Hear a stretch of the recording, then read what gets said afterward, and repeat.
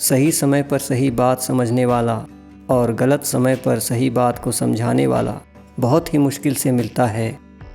मेहनत का फल, मुसीबत का हल और आने वाला कल सब ईश्वर के हाथ में है।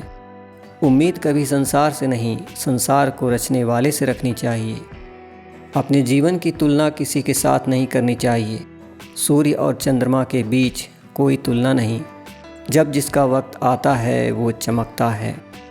दुनिया की हर चीज़ ठोकर लगने से टूट जाती है। एक कामयाबी ही है जो ठोकर खाकर ही मिलती है। शीशे ने हीरे से कहा, भले ही मेरी कीमत लाख तुझसे कम हो, पर ये तय है कि तुझे पहनने के बाद लोग ढूंढते मुझे ही हैं। बड़ों के द्वारा दिए गए उपदेश चौराहे की लाल बत्ती की तरह है, जो बुरा मानने के लिए नहीं बल्कि एक्सीडेंट रोकने के लिए होते हैं। ये कलयुग है साहब। दूसरे का दर्द देखकर लोग कहते हैं कर्मों की सज़ा है, और जब खुद पर बीते तो कहते हैं ईश्वर की परीक्षा है। इंसान कहता है, हे भगवान, तू मेरी प्रार्थना उसी वक्त क्यों नहीं सुनता।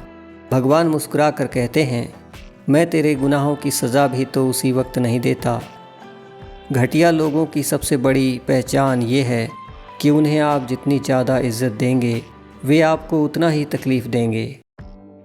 अगर खुश रहना चाहते हो तो मतलबी लोगों को फ़ोन से ही नहीं, ज़िंदगी से भी ब्लॉक कर दो।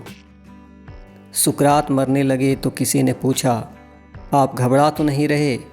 सुकरात ने कहा, घबराना काहे का।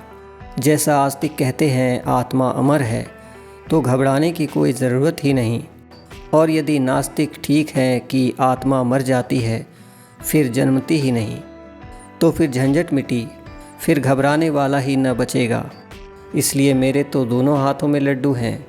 मैं निश्चिंत हूँ, मुझे भरोसा है। घबराते तो वे हैं जिन्हें किसी की बात पर न भरोसा है न विश्वास। उन्हीं की नैया डगमगाती है।